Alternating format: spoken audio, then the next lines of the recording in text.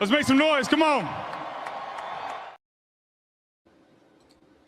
Yes. Thank you very much, Super Bowl MVP Nick Foles. And let's indeed make some noise. Welcome, one and all. Welcome back to another fun-filled, family wholesome episode of The Final Word with MattyB here on the It's a Wrap Sports Network. It's your boy MattyB on the call on this lovely Monday night, and we are just 23 3 days from the magical day. 3 days from the most magical day of the year. Christmas is bearing down on us, but it doesn't matter. We're here, and it's great to be here on this December 22nd, the second official day of winter, and we're going to delve into some of the winter stuff tonight. I have been negligent in my Flyers duties, and we haven't really spent much time unpacking what's been going on with the Philadelphia Flyers. We're going to do some of those things tonight. Get into some of the comings and goings with the Flyers. Flyers are playing right now. We do have post-game coverage. I have the post-game tonight. We had to do a little flip-flop, me and Mike, so I will get you on the post-game. So what we're probably going to do is I'm going to run this show. We're going to end this show, and I'm going to come back. We're not doing a twofer tonight. I'm going to actually sign off and then come back with Clear the Ice at when we hit 0-0-0. We're in the second period. It's nothing right now, Flyers, Canucks. But we're going to talk Flyers before post-game. We're going to continue the conversation about your Philadelphia Eagles as we get ready for this stretch of the season that I feared back in May, actually, when the schedule came out. And the way the schedule broke at the end, I thought it would be one of two ways. That these last three games, Commanders, Bills, Commanders, would be probably not much to play for, depending on where the Commanders were. Or it would be a battle to the end of the division if the Commanders were to have a sort of a revival of what they were in 24, which I think a lot of us thought they were going to do. But it worked out to where the Commanders, the wheels fell off the Commanders train a long time ago. They are long since eliminated. And the Eagles find themselves in a position heading into Buffalo. You weigh the options here. Do you want to go for that number 2 seed that you don't control? It's not like they can win out, and they have it. They need to win out, and they need help. Do you try to push for that number 2 seed, or do you just let sort of the pieces fall where they may, coast in as the number 3, get your one guaranteed home playoff game, and go from there? You rest up some of the walking wounded. We heard some great conversation about that last night. And one of the biggest points of not sitting your starters is because this team still is sort of working out their offensive issues. And this is a great opportunity to do that against the Buffalo Bill team that a lot of people have sort of picked or earmarked for a Super Bowl run. And if they can get their offensive going against the Buffalo Bills, that would give you a lot more confidence heading into the playoffs, because I think we're all writing off Week 18.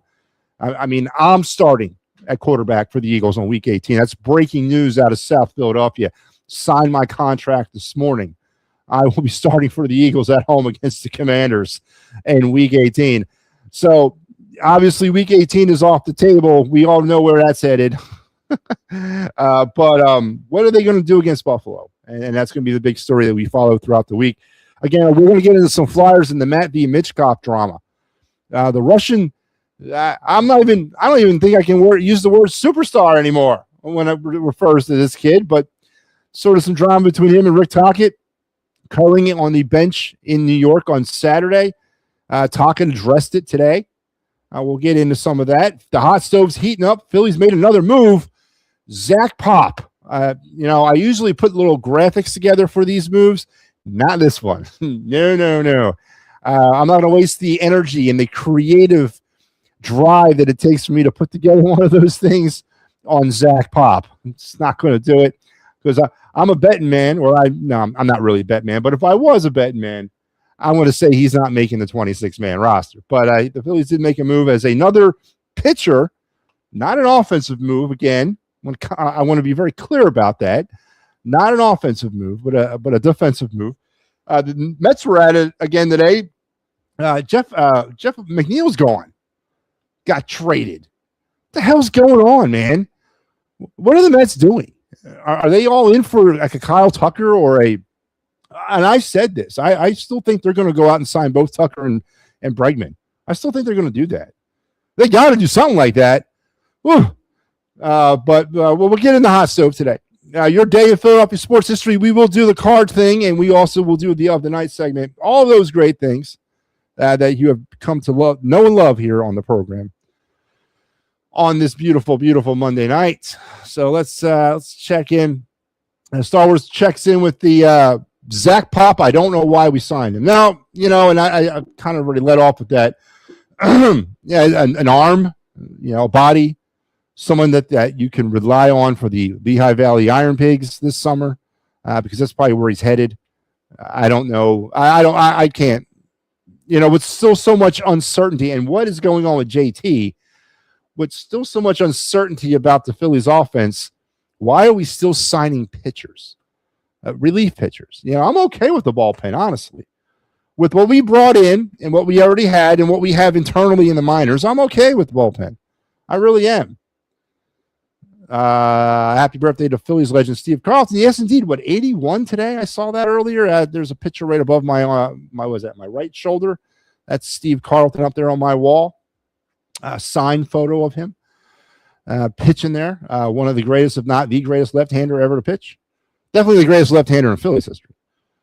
Joe Hale checks in. Hey, everybody, what's up? Joe, how are you tonight? And, just so let me get this out of the way. Yes, the phone lines are open. The link should be hitting your streams right about now. Oh, no. Yeah, there it is. It's in there now. So chime on in if you want to get part of the conversation. I will bring you on, and we'll make you just that, part of the conversation. So, but again, we're going to run this show a little differently tonight. It's the second period in South Philly. Flyers Canucks scoreless, I believe, still. Kind of looking at this game half and half here. I will have post game tonight. We had to make a last minute switch. We're not going to do a twofer. There's a reason why I'm not doing a twofer. Actually, it's 1-0 Flyers. Flyers just went up on. They just scored. Okay, so 1-0 Flyers with about 5 minutes remaining in the second period. So when this game goes final, or right around the time the game goes final, I will end this show and cut the stream, and then I will come back on with Clear the Ice. Again, there's a reason why I'm doing it like that. I don't want to get into all the technical, but I have you on the Clear the Ice tonight, as Mike Laro and me had a switch due to sort of a technical or a scheduling issue. So what we're going to do tomorrow night, Mike will have you on post game. So I'll be back tomorrow with a final word. So I get another final word out of it. So we will have a final word tomorrow night, as Mike Laro will be doing post game duties in Chicago. He's not going to Chicago, but he'll have the Blackhawk game. We're not running that kind of budget here. And here's the rest of your schedule for the week. Tonight you had the Pittsburgh Sports Tonight. You got me, and we'll do some Clear the Ice tomorrow. The Birds Blast with Kyle Quinn. I do want to preference that I'm still waiting on final confirmation from Kyle about the time and the day. We may actually do it on Christmas Eve. That actually might happen on Christmas Eve. So just be flexible with that. But we're going to try to fit it in at some point. But he's going to let me know in the morning where he stands on tomorrow. So tentatively tomorrow at 4 o'clock, the Birds Blast with Kyle Quinn. Pittsburgh Sports Tonight tomorrow night. Props, locks, parlays, and then you're going to add in the final word there, a last-minute add-on, and Mike Lyle will be back late night because that game's going to be over around 11:30. Late night Flyers, Blackhawks, and then Christmas Eve, which we will have no live programming, but a slew of rebroadcasted stuff, everything from the week that we've done already, non-post-game show will be seen on Christmas Eve, and then potentially – I don't know. We might be doing a Birds Blast. We'll see. Christmas Day, we'll do some rebroadcast stuff if we have any. And then the final word with me on Christmas Day night. And then Friday, we'll get into our regularly scheduled program for the weekend. And then Sunday looks like a really massive day. And that's a good thing for us. Big day for Sunday. So that is your schedule for the rest of the week. And then kind of what we're doing tonight. So let's strap it in, strap it on, strap it up, and let's begin here. Keep your head, hands, and feet inside the car at all times, and let's roll with your day in Philadelphia sports history. On this day, December 22nd, back in 1862, this was interesting because I knew he was old, obviously. I knew he was really old, but I wasn't aware he was born during the Civil War. But on this day in 1862, Cornelius McGillicuddy, a.k.a. Connie Mack, the Philadelphia A's owner, manager, and perhaps the most influential sports figure in Philadelphia, was born in East Brookfield, Massachusetts. The tall tactician predated the major leagues, but by the time of his death in 1956, he brought American League Baseball to Philadelphia, won the city's first 5 championships before the Phillies got even one, and pushed his weight around for 50 years in a quest to make Philadelphia the center of the professional baseball universe. Ultimately, the city wasn't big enough for 2 Titans, and the A's were sold to leave Philadelphia solely in the hands of the National League Phillies. But how's this for respect? Even though they were crosstown rivals, the Phillies continued to play in the aptly named Connie Mack Stadium and even erected a statue of Mack that does currently sit outside of Citizen Bank Park. So happy birthday to, yes, probably the most influential figure in Philadelphia baseball, right? MLB, professional baseball. Connie Mack, born on this day in 1862. Happy birthday, Connie Mack. And no, I wasn't at his birthday party. I didn't cut the cord. You know, I didn't smack his ass. I wasn't there. Just reporting from what, you know, I'm not a vampire. I didn't span the centuries. All right. But Connie Mack, born on this day in 1862. And that is your day in Philadelphia sports history. Oh, man, oh, man, oh, man. Jamar Chase, wide receiver, Cincinnati. Devontae Smith, wide receiver, Philadelphia. Cooper DeJean, DB, Philadelphia. Bijan Robinson, running back. Xavier Worthy, wide receiver, Kansas City. Lane Johnson, offensive tackle. What are we doing? Star Wars, why are you rattling off players? Philadelphia, George Kittle, tight end, Sanford. Is this the NFC Pro Bowl roster? What is this? Philadelphia, George Kittle, tight end, San Francisco, Christian McCaffrey, running back, San Francisco, Ricky Pearsall, wide receiver. Star Wars, what in the hell? What are you doing? Star Wars is just naming off numbers here. Nobody respects adversity like Jalen Hurts. No one responds to adversity like Jalen Hurts. Top 10. Top 10 what? Current players in the NFL? Let's look at your list. Is that correct? Is this the top 10 current players in the NFL? Jamar Chase is number 1? I don't know about that. Where are the rest of the quarterbacks at? Where are any of the quarterbacks at? There's no quarterbacks on this list. There's one. Caleb Williams? You're telling me, what is this? What the hell is this thing? Player. Top 10 player. Well, like what? Like in the NFL currently? By who? Who created this list? And where's Bo Nix? Where's what's his name? The old boy Drake May. Where's Josh Allen? Where's Pat Mahomes? Where are these guys at? What list is this? Star Wars has got some top 10 lists that apparently only has like one quarterback on it. But all right, as soon as Star Wars can figure out a little bit more clearly what he's trying to show here, we'll get deeper into it. But until that point, remember the phone lines are open. So if you want to jump in and join the conversation, just click on that link that has landed in the social media or platform, whatever digital platform that you're watching this show, and you can hop on and be part of the good times here on the network. About 2:43 remaining in the second period, still 1-0 Flyers with the lead. Dan Vladar got to start tonight as he's back from his injury. So let's talk some Flyers hockey because it was an interesting day. Rick Tocchet addressing the media for like really the first time since the incident. Well, here's the thing, and let's be very clear. I remember seeing it. I played hockey. You guys know that. I played hockey throughout, up through in my adult years. I've officiated hockey. I've coached hockey. I've been around hockey all my life. And stuff like that on the benches happen all the time. It's not nothing personal. It's not nothing really, it's not even nothing newsworthy. Unless someone's like throwing punches on the bench, that's not, a heated argument or a discussion. It's nothing, right? It really isn't. But because it was a incident involving Saquon Barkley. Yes, Saquon Barkley was on the Flyers bench on Saturday in Madison Square Garden, hopped on a plane, flew down to Landover, and participated in the Eagle game on Saturday night. No, it was between Mitch Koff and Rick Tocchet, and of course their assistant coach, who speaks Russian to act as the mediator and translator. And the argument wasn't even between Rick Tocchet and MattyB and Mitch Koff. It was actually between Mitch Koff and the assistant who spoke Russian. And it was in reference to shifts and switches and Mitch Koff coming off the ice when he felt tired. Now, the media, of course, has run with this, and they want to make. And again, I'm not falling into the same trap as everybody else. It's the media's job to make something out of something. All right, that's what they're there for. They are, I always look at the media and journalists and all that from the very bottom baseline thing that they are. They are trying to represent every single fan out there, from the logical fan to the passionate fan, to the not so smart fan, to the casual fan, to the diehard fan. They are asking questions that represent the entire spectrum of fandom. So I don't look at any questions the media asks as stupid. And of course, with journalistic integrity and what have you, it's their job to ask questions.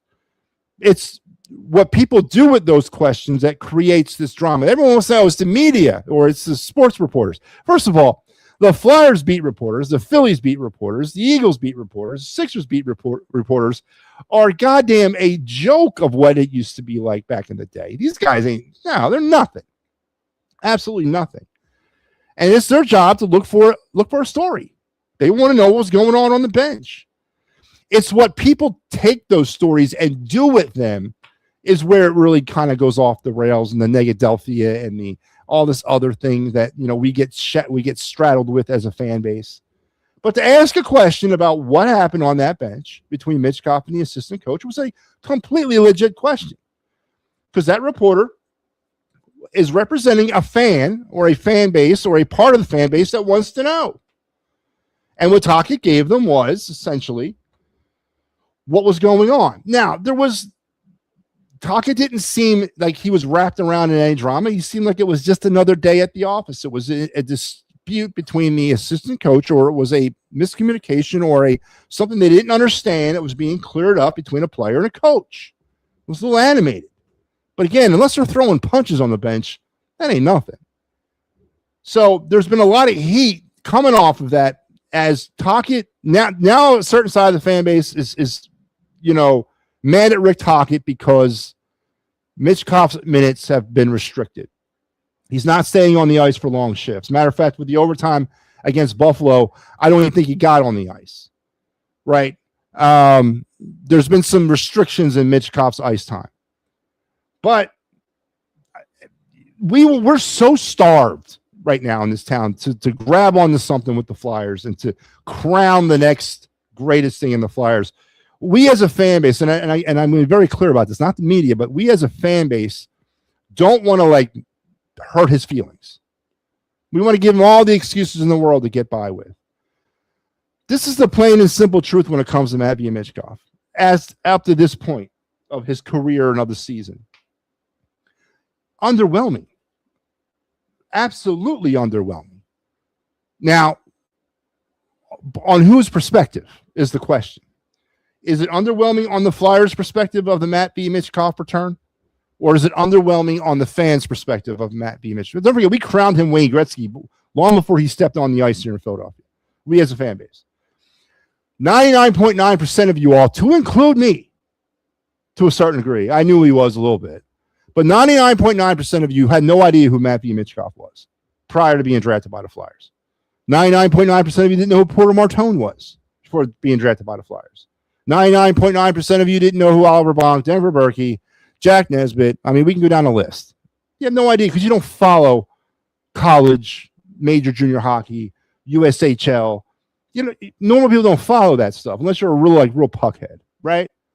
But 99% of you did not know who he was. But we crowned him the next greatest thing before he even stepped foot on North American ice. Comes over last year under John Tortorella, has a pretty decent rookie season, getting acclimated to the NHL game, left the ice. What was he, second in the Rookie of the Year voting in the Calder last year at the end? Second in that.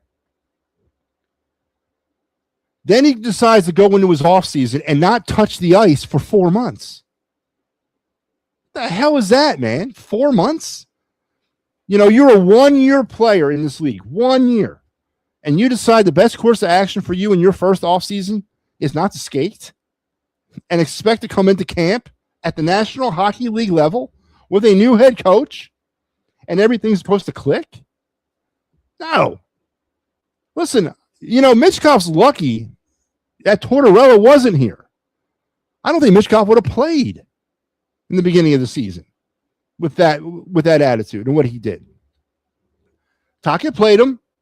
Mitchkoff has been behind the play all season long. He's been one step away all season long. He's been routinely in the wrong spot, routinely behind the play.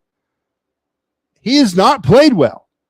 Now, if it's because of what happened in that 4-month April through August time frame, maybe. But that, and I told you when the story originally broke, the Mitchkoff thing, not stepping on the ice, is not necessarily okay. You can work your way back into shape. The kid's been skating since he's probably been about 4 years old. I'm not really worried about that. He's an elite talent. It's the work ethic situation. It's the fact that he felt that you get away with that at this level of play. So he comes into the season with that strike against him, and he's had a tough go of it. And he's being held accountable, and he's being held with consequences. Mitchkoff has not achieved anything at this level to be given any sort of carte blanche on any kind of situation.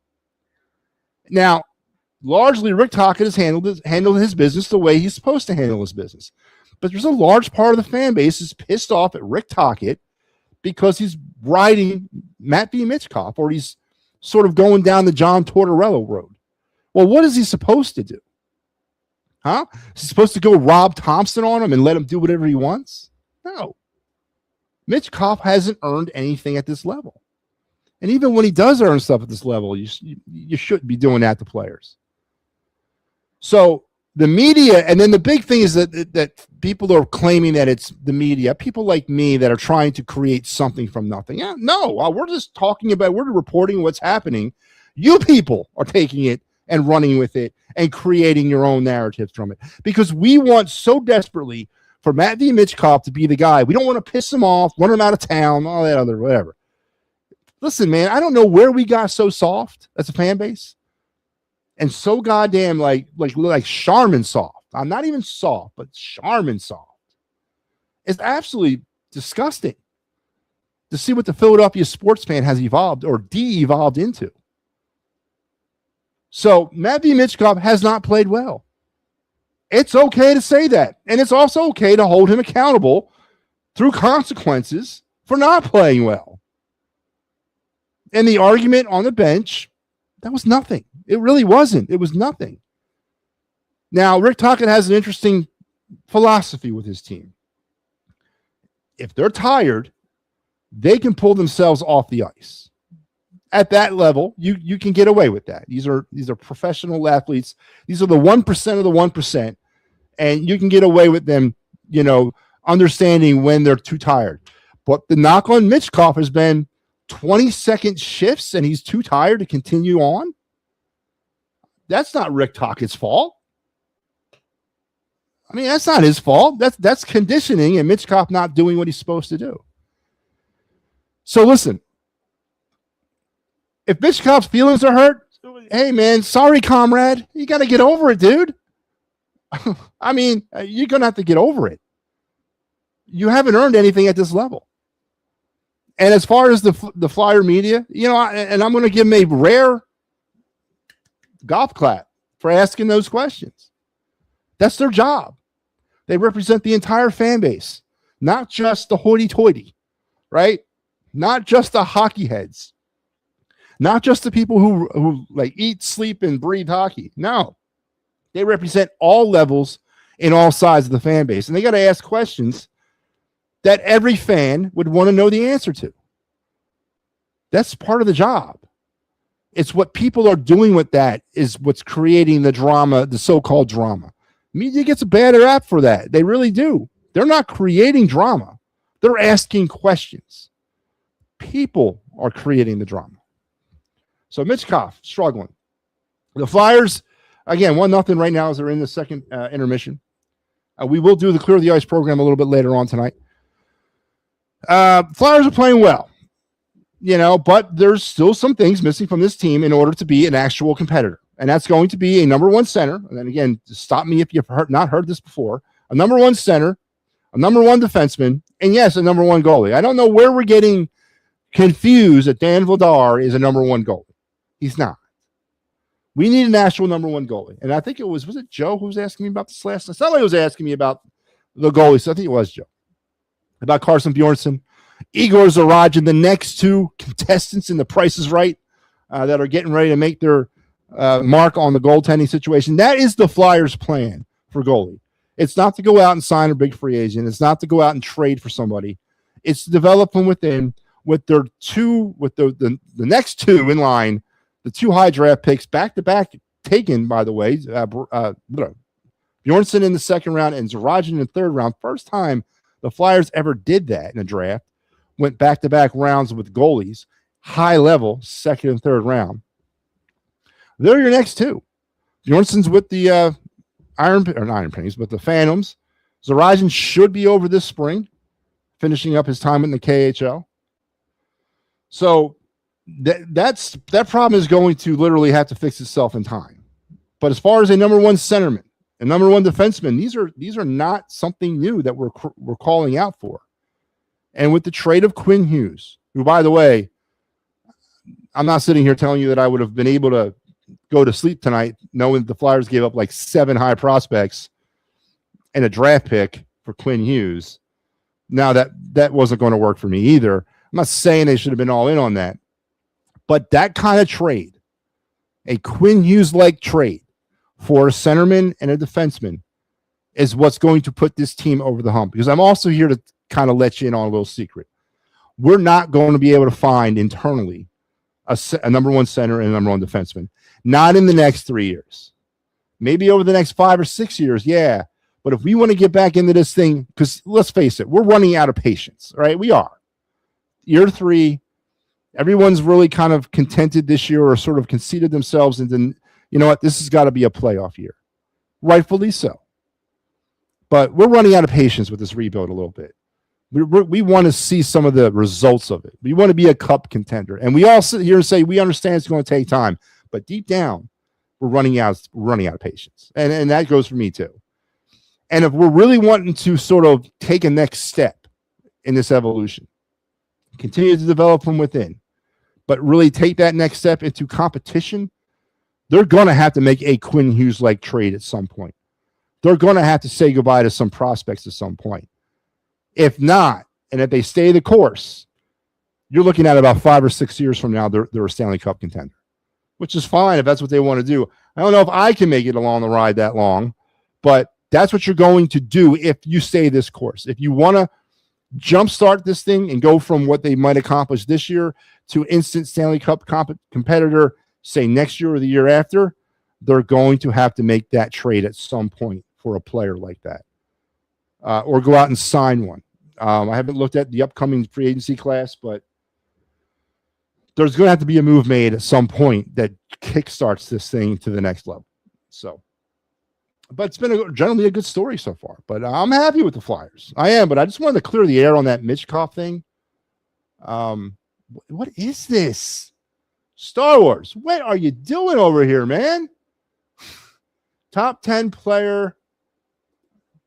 NFL players in 2025. Oh, so right now, our Saquon Barkley, he's number 1. Pat Mahomes, Josh Allen, Tyreek Hill. So wait, was this a preseason thing or is this something like right now? Was this heading into 2025? Because I can buy that.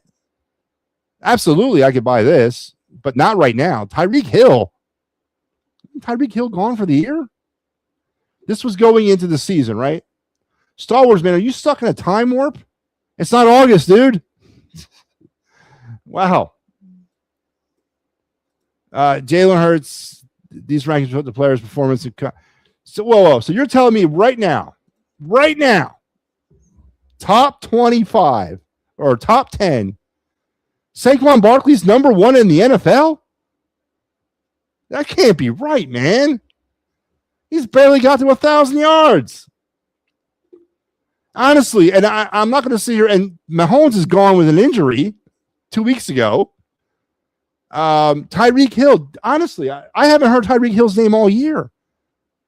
Didn't he go down with an injury like early on? I don't know, man. You might want to check your sources, Star Wars, but keep up the good work. Joe, what's up?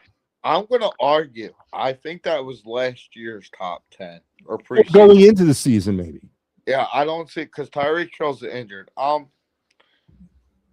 Let's talk about Zach Pop. Why would you waste your money on that freaking move? Yeah. I don't know, but in 2022, that would have been a good move, but not now. So you say the Mets are going out. I think it's going to be the other way around.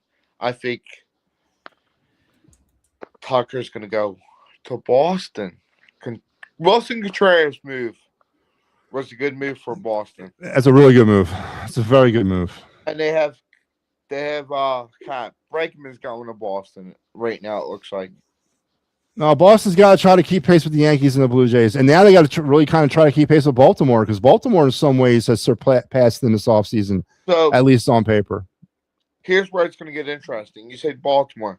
If JT signs somewhere else, they go get Baltimore's catcher. Yeah, listen, all bets are on right now, Joe. I agree with you. The JT situation is not getting enough news. What's going on there? Why is JT not signed with the Phillies or with anybody else? He's got to be negotiating. There's a bidding war. There's something's not right in the JT Realmuto universe right now because he's not signed. I'm going to give you my thought, and I heard this on the afternoon show. Well, yeah, on the 94 WIP. Our buddy, the one that comes on. Kyle? Yes. No, not Kyle. The other one that you bring on. Fritz? Yes, Jack Fritz said it's the years. It's the years. Okay. So he wants 3. Phillies want to give him 2, that kind of thing? Yes. That's what every MLB team wants to give him 2. And he wants 3. I don't know. I don't know what they're going to do, but they got to figure. I mean, listen, if they bring back whatever, I've always resigned myself at the beginning of this offseason that JT was going to be part of this team next year because I just didn't think there was anything better out there. And as you mentioned, Ali Rushman, I know his name's been brought up many times in the offseason. I also heard Hunter Goodman's name. They're not getting him out of Colorado. They have a better shot of getting Rushman out of Baltimore. But either one of those types of catchers, if they don't get JT, it's going to cost a pretty penny, man. They're going to give up 4, maybe 5 prospects. And I don't know if I want to do that, man. I really don't know. It's almost like I just want to sign JT to 2 years, run him out. Maybe we get some progression inside from Caden Hedinger, or Marshawn takes another step, or Farabis way down in freaking rookie ball gets red hot and bursts up the minor league chain over the next 2 years. But I'm not ready to give up 5 or 3 to 4 prospects for Rushman. I'm really not, man. I'm going to give you a sleeper for starting pitching for the Phillies. Chris Bassett out of Toronto. Would you sign him? Yeah, I would. Yeah. You know what? Walker Buehler. Why don't we re-sign Walker Buehler? I think he signed. With someone. I'll take a look. Keep doing your thing, Joe. I'll see what Walker Buehler is doing because I haven't seen it, and I've been paying attention. I love the Chris Bassett deal. If the Phillies, he wants 2 years, $15 million, would you do it? Yeah, I do it. And here's why you would do it. Because I'm going to give you some breaking news. It is official that Mattingly is signed, sealed, and delivered with the Phillies, but they're not announcing it yet. How you got this information? You got a mole inside the bank? My buddy works for the Phillies behind the scenes, and he heard that Mattingly is signed, sealed, and delivered. Well, you heard it here, folks. Breaking news. It's a Wrap Sports. Joe Hale reports his source. Don Mattingly is signed, sealed, and delivered, but the news will be withheld to what? After the holidays? Yes. Okay. Well, there you go. Don Mattingly, bench coach. Or I should say your next manager of the Philadelphia Phillies, Don Mattingly. I like that. I want to talk Flyers and Minchkoff. Let's do some Mitchkoff. Let's do it. I'm glad that he stood up for it against the assistant coaches. And I'm glad Takeda had Mitch off his back this morning. Say no comment, no comment. That's a true head coach. Listen, those things happen all the time in game, and as I said, unless they're throwing fists on the bench, it is what it is. I mean, it's a high pressure situation. Alpha males. I mean, it is what it is, right? And they're good. The voices will get raised again as long as they're not physically involved in an altercation. There's really nothing to see other than that. I wonder who asked the question. I saw the presser. It was so what I don't know if you did you see the presser today that he gave pregame? Yes. And it was one Mitchkoff question after another, and he got frustrated at the end and said, "What's 5 now? I'm not answering anymore. Let's talk about something else." He claimed the media is trying to create something that's not there. I disagree with that because, as I said, it's the media's job, beat reporters' job, to represent their entire fan base or their entire listening or their entire newsprint population and covering all facets of fandom, from the casual fan to the novice fan to the diehard. So no question's a stupid question. And Taka getting a little annoyed by 5 straight Mitchkoff questions, I get it. He wants to talk about some of the other players and he wants to get off that situation. But hey, man, that's part of the job. And he handled it well. You know, hey, I'm not going to answer him anymore. Let's talk something more. He could have said something nasty. He could have. Absolutely. Could have done. And then people were claiming he was like John Tortorella today. No. Tortorella would have said something nasty and he would have, that would have been different. Sports works for ESPN and he still hates the Flyers. I don't know if you know that. He always bashes them when he talks. He's on ESPN. Yes. They're spotlighting Noah Cates tonight, by the way. Spotlighting Noah Cates? Yeah, on right now on the Flyers. Okay. So NPR 1783 says Aaron Donald retired in 2024. Yeah, man. Star Wars, man, I don't know where you're pulling that list from. I'll give you the preseason of 2025. You also, Chris Bassett is signed with the Mets. Did he? That's what I'm getting from another source. Let me pull it up. I'll look at it right now. Mets. There we go. Is it signed, sealed, and delivered? See, I don't see him on here. I see. No, I don't see him on here at all. He's not on the list. I'd like that McNeil trade to Oakland. Yeah, Oakland. But here's the thing about that trade. The pitcher they got was in the rookie leagues. I mean, this guy's years and years away, right? This was a salary dump, Joe. They're clearing cap for something, and I'm telling you, they got no choice but to sign at least 2 of these big names. They got nothing left. It's Soto. Right. They got nothing left. You got Soto, Mark Vientos, Brett Beatty, and does Conforto still play there? They got nothing. They got to make a big move, man. He's on the Giants. Who is Conforto? Yeah, he was on the Giants during the Dodgers. Chris Bassett rumor. Yeah, he's not. That's not signed, sealed, and delivered. Okay. So Bassett's still out there. And what's up with the Sixers? What about the Sixers? Having a good season so far, man. They're hot. They're very hot. That's Ricky's team. They're not my team. My team is the Birds, and I think that they're going to play all the starters. He's not suspended from Steam? Yeah, they didn't get suspended. They got fined under the closed amount. Yeah, I saw. I went back and watched that. Yeah, it is what it is. By the way, what's that? right here. How you doing? So I'm babysitting tonight. There you go. Kill two birds with one stone. So that's it. All right, Joe. Tomorrow night we'll be back because I have No, post game tonight. I am yeah, going to have a show tomorrow night. What's that? you got post game tomorrow, right? No, we switched. So I got post game tonight. Mike, we switched last minute. Mike's going to do it tomorrow. I'm going to do it tonight. And so I'm going to finish this show, come back with post game, and then tomorrow he's going to do post game, and I'm going to do this show. So, And then he wants to open up the phone lines. Al even said that on Friday. I don't know if you guys know that. no, I didn't see that. I was going to start taking calls. He wants to. Mm. I think that'll be funny with Al. Old Yeah, man well, Al, crazy Al. What's that? Old man Al and crazy Al. I think it'll be hilarious. I think it'll be really good, and he should do it. The Sundays, especially for the Sunday show, for both of them, they should open them up. Because he was talking about, because Ricky mentioned that you open the phone lines. Oh, he did? Yeah. And he said he always watches it, Big Al. Shout out to Big Al and everybody else. And shout out to Pat going live at like 12 o'clock in the morning on TikTok. What's up Yeah, with Pat's that? doing his thing, man. He's trying to keep himself get in the mix, and we want to bring Pat back soon. We really do. We're still working on that, and hopefully he's I talked comes to back Steve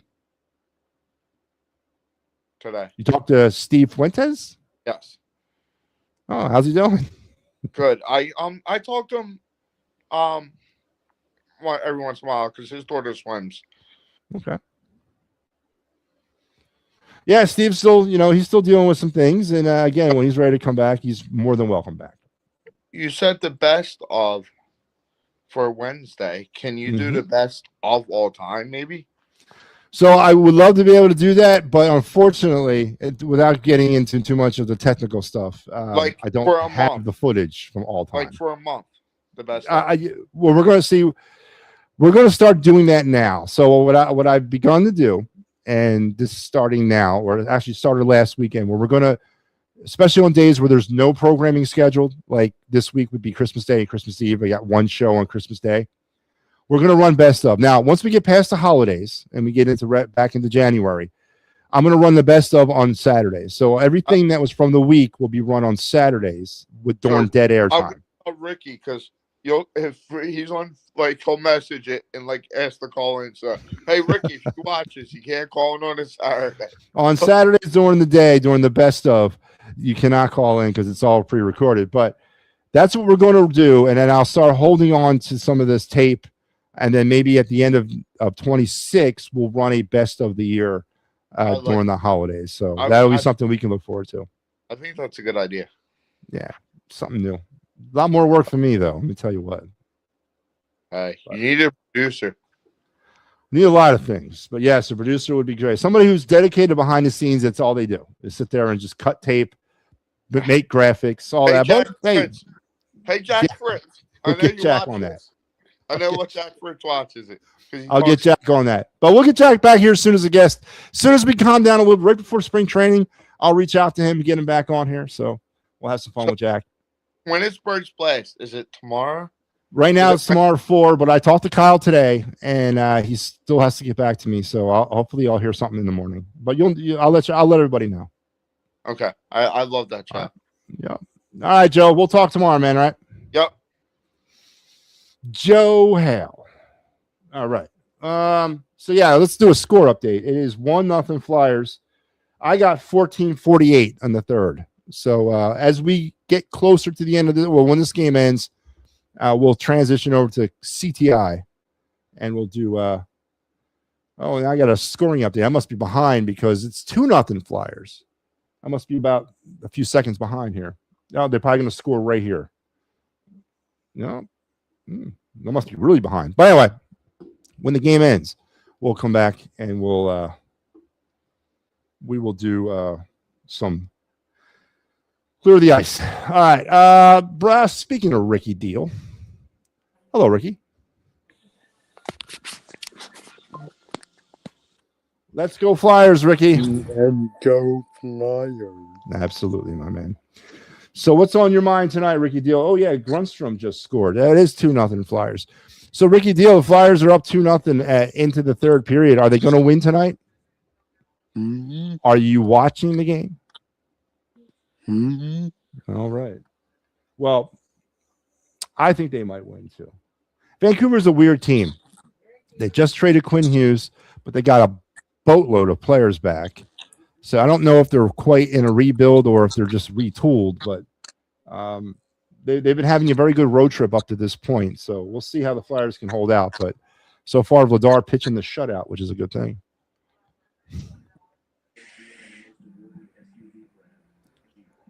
What else is on your mind, Ricky?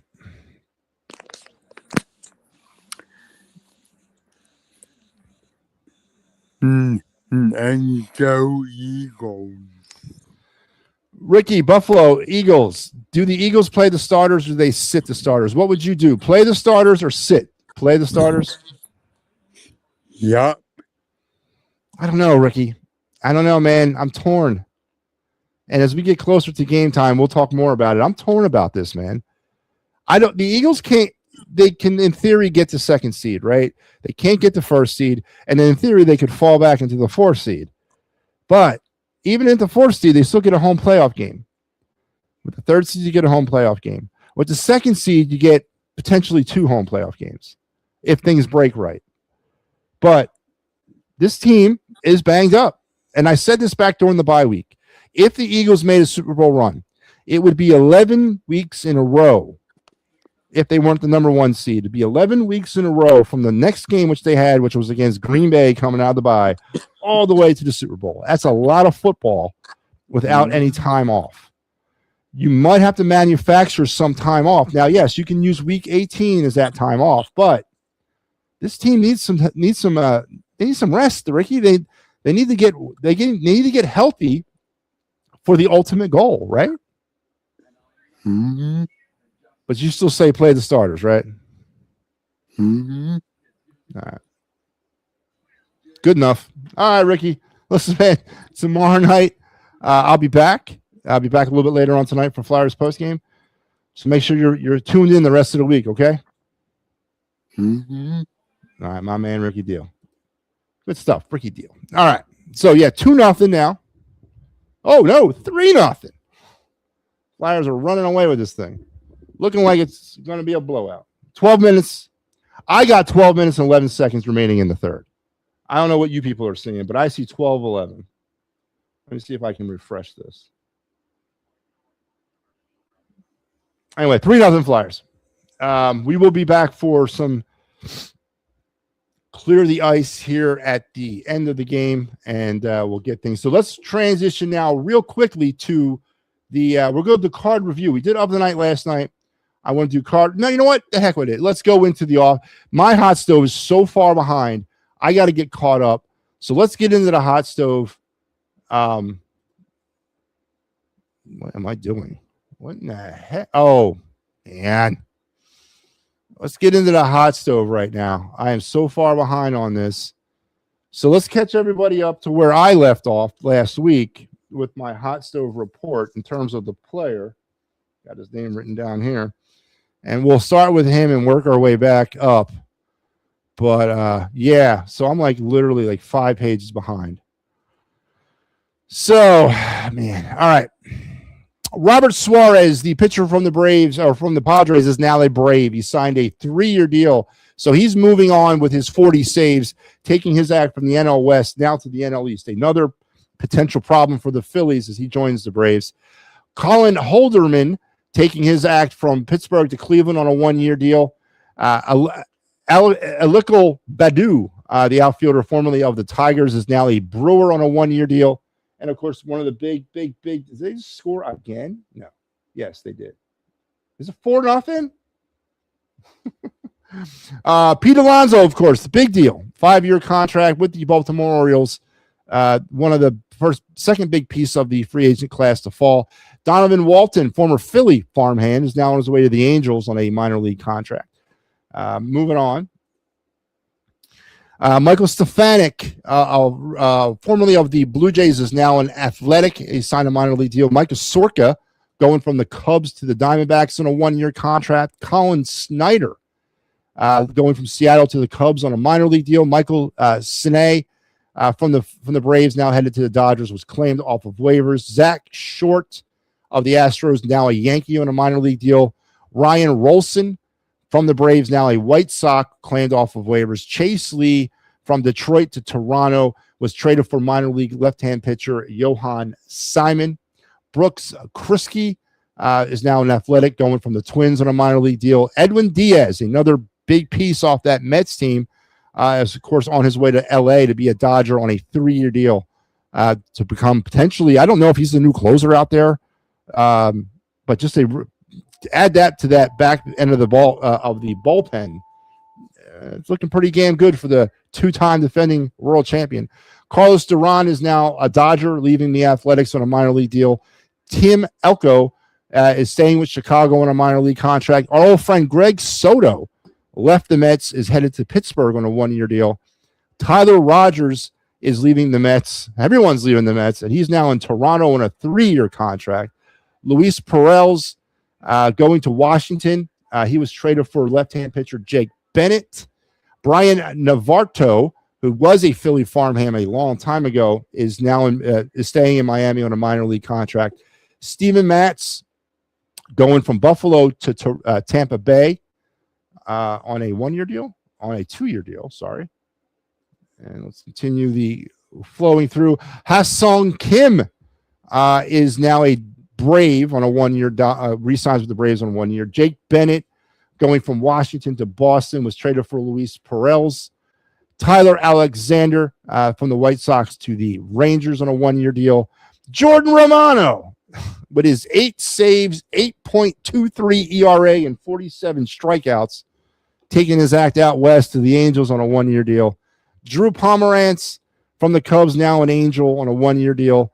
Jorge Polanco is now going to the Mets. That's a pretty big contract. I missed this one. I don't remember seeing this one.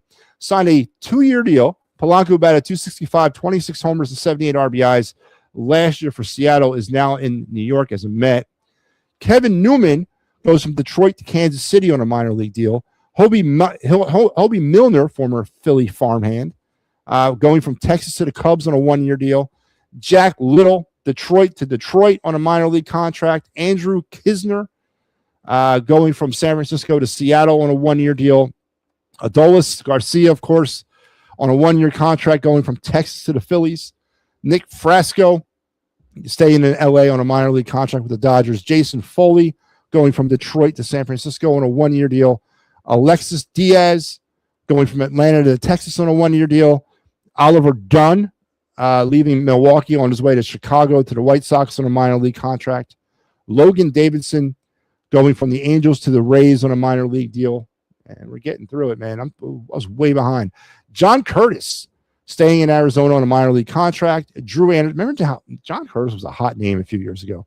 Drew Anderson in Detroit on a 1-year contract. Lane Thomas, formerly of the Guardians, is now a Royal on a 1-year deal. Caleb Thinbar staying with the Cubs on a 1-year contract. Ali Sanchez going from Boston to the Yankees on a minor league deal. Albert Suarez staying in Baltimore on a minor league contract. Dustin May going from Boston to St. Louis on a 1-year deal. Mark Leiter Jr. Taking his act to the Athletics. I'm telling you, they are going to be a playoff team. You heard it here first.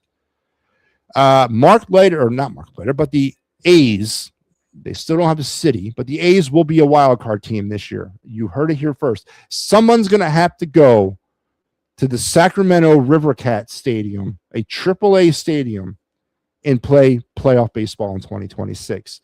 He's going from the Yankees to the Athletics. Kenley Jansen, missed out on him. From the Angels to the Tigers on a 1-year deal. Anthony Vienzio from St. Louis to Texas on a minor league contract with an invitation to spring training. Tristan Peters, Tampa to the White Sox, was traded for cash. Christian Morel, Tampa to Miami on a 1-year, staying in Florida.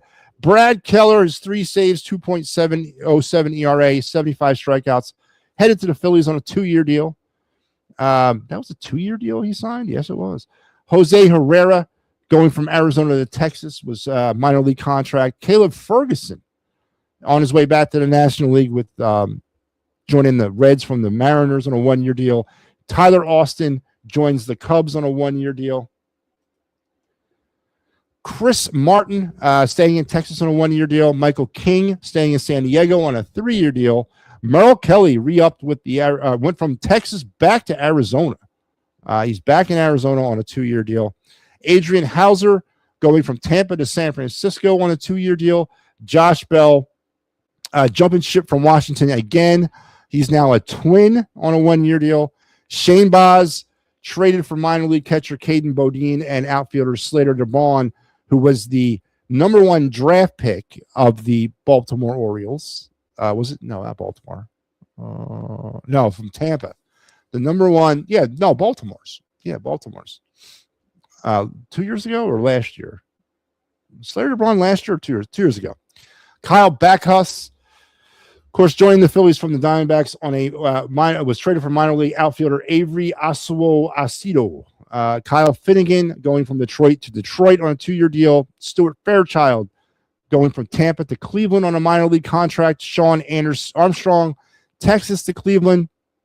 Malukta Murakamiya is now a White Sox on a 2-year deal. Luke Weaver going from the Yankees to the Mets, as the Mets try to do something on a 2-year contract. Rob Riesendorf, you know what it is, going to Seattle on a 1-year deal. Zach Pop, yes, that's right, Zach Pop, 1-year contract with the Phillies. Foster Griffin joins the Nationals on a 1-year deal. Sean Genther stays in Detroit on a minor league contract, and that is it. That is your most up-to-date in the hot stove, signed, sealed, and delivered category of 2026. Way behind on that thing. 5 pages worth of players to go through. So we are all now caught up on the hot stove for 2026 so far. Let's go now to our card of the night segment. We're going to wrap this show up so we can get ready for a Clear the Ice. So let's do card of the night. And here we go.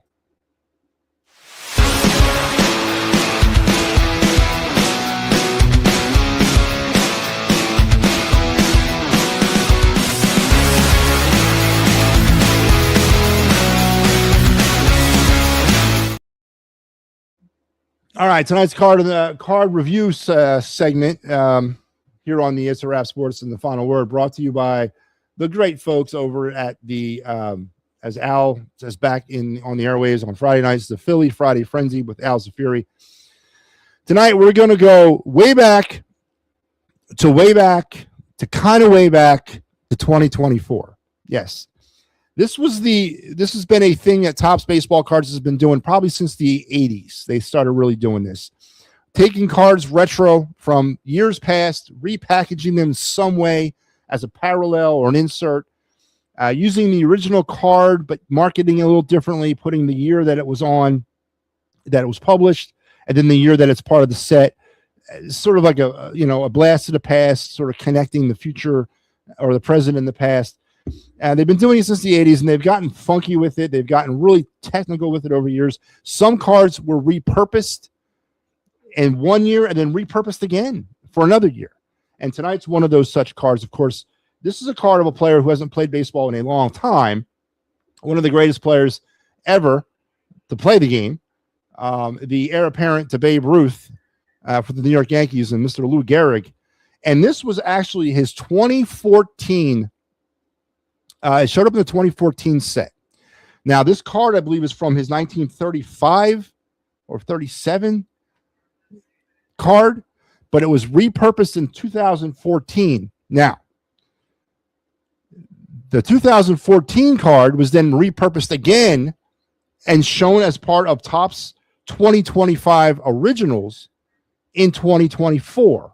Or I should say, it was repurposed again in 2014, shown in 2024, and now we're seeing again in 2025 as part of Topps' 2025 originals. Now, what 2025 or what the originals is, and this card doesn't have the originals little stamp on it. You're going to see what I'm talking about in a second. They take a card from the past and they just stamp it as an original and then they recirculate it in the year that they're going to talk it as an original.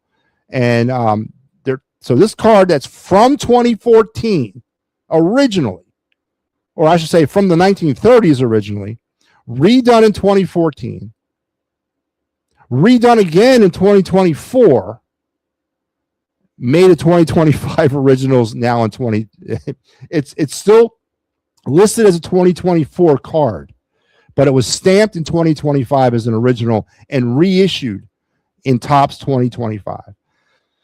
It's a mouthful, right? It's a long way to get to Lou Gehrig. And of course, the heir apparent to Babe Ruth. I've had this battle with Yankee fans in the past, and I'm not a Yankee aficionado, and I'm not a Yankee fan at all.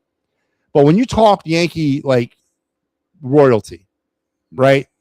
The genealogy of the Yankees, is it interesting, or is it appropriate to say Babe Ruth, Lou Gehrig, Mickey Mantle,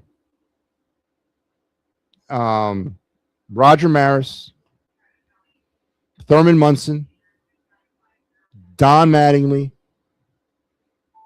Derek Jeter, Aaron Judge? Is that appropriate? Does that pretty much sum it up throughout the course of the Yankees' history? As the Mount Rushmore guys of that era. Did I hit everybody right? There's some questions in the 70s about Reggie Jackson, but I don't know. I don't know. Reggie's not a homegrown guy. So I don't know, but Thurman Munson, who died early in his life.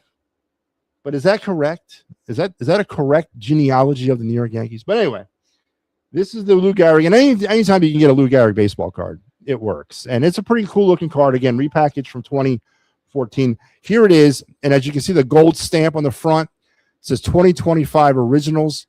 That is what makes it, once again, relevant for this year. So the Lou Gehrig 2024-2025 Topps originals is my card review. Anytime you get a card like a Lou Gehrig or anybody like that, there's the back of the card. Again, this card was originally from 2014. All right. And then repurposed in 2024 and then restamped for 2025. And here it is. The Lou Gehrig Topps 2024, now 2020, top 2024 originals 2025. Cool card, right? Only Lou Gehrig card I have in my entire collection. The only one. So $25 right now, pretty much on any sort of database. Steve, I see you in the backstage area. I am signing off. I got to cut the show short tonight because of a post-game obligation. So I'll be back again tomorrow night. So please, I apologize. I gotta sign off to come back in. And I'm not taking calls during post-game. So tomorrow night, I am so sorry. Tomorrow night at 9:00, I'll be back for this show. So again, accept my apologies. The phone lines are closed. Sorry. Again, I normally would stay open, but I gotta cut it short. So listen, I will be back about, 5 minutes. 4-1 now. Flyers looking to win this thing. I'll be back in about 5 minutes for some Clear the Ice. And until I see you in about 5 minutes, have a good night. I'll see you tomorrow on this program at 9:00. So have a good night, and I'll see you in a little bit for Clear the Ice.